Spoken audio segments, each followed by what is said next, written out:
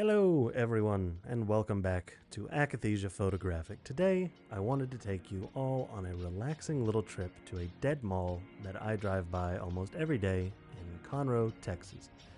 So, this mall has not been dead for as long as you would think.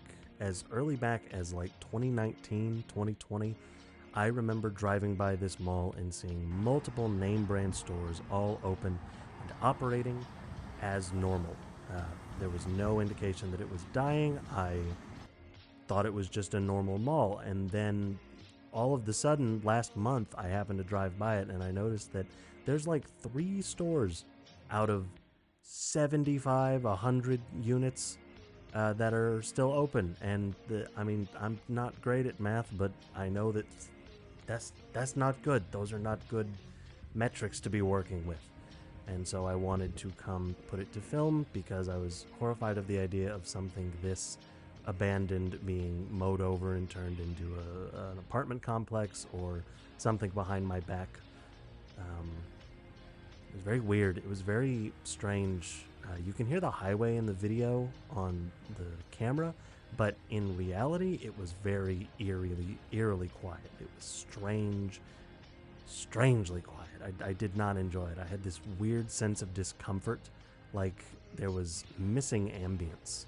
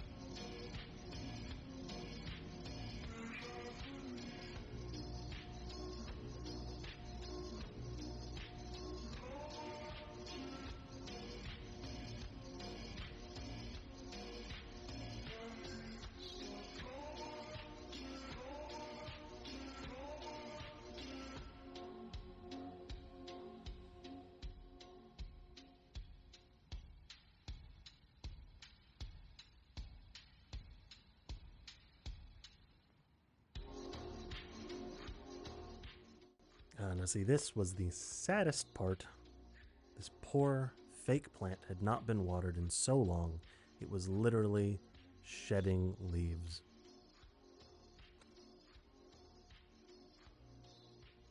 Now this one was weird. This was weird. It was like they had picked a store and just crammed all the shelves and decor and everything else from all the other stores just into this one unit.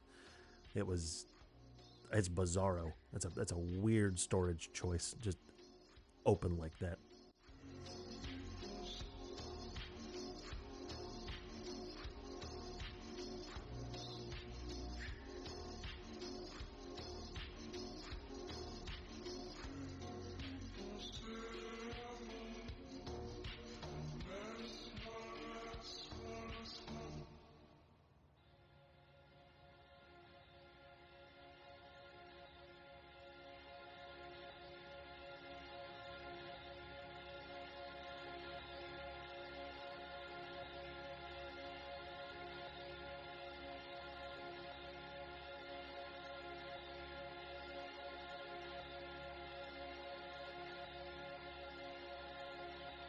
So while I was walking around, I happened to bump into this mall walker, and he saw me filming and wanted to come over and see what I was doing.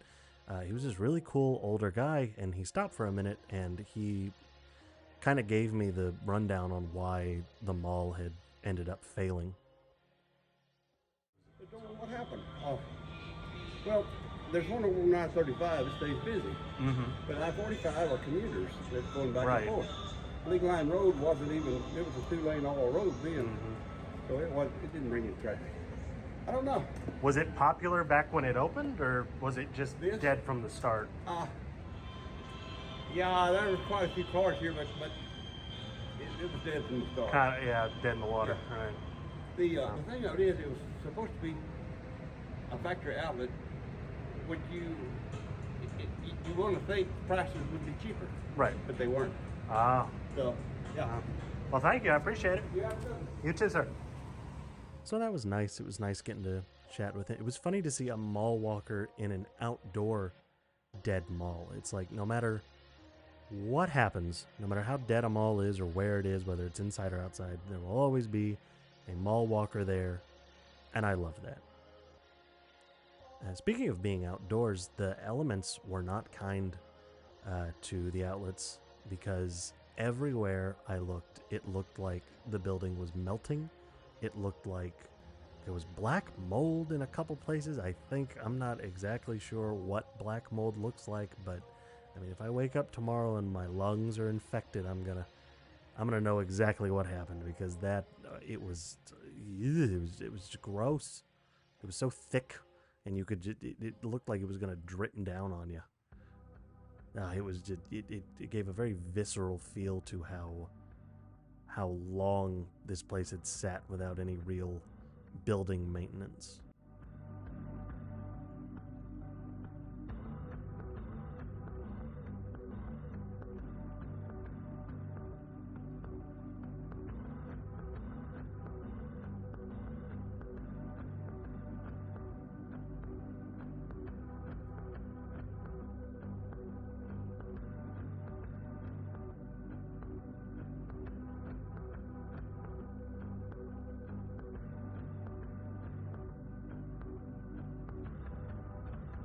Okay, so this was probably my favorite part of the whole mall, is that up near the front there is a set of building that just has red and green windows, and it's just plastered around, and there's a light on inside that you can see. And when you get up real close and you look inside, there's a place for Santa Claus. And that light is just perpetually on. Whether I went in the daytime or the nighttime, it's always on. And there's Santa's little cabin that is just there year round. It's his little shack. And I guess that's where they would prep toys, or where the elves would be when they do Christmas stuff. I don't know if they still do Christmas stuff, but I'll come back this year to see if they get it all up and going every year, if this is just kind of left there as a testament of better days.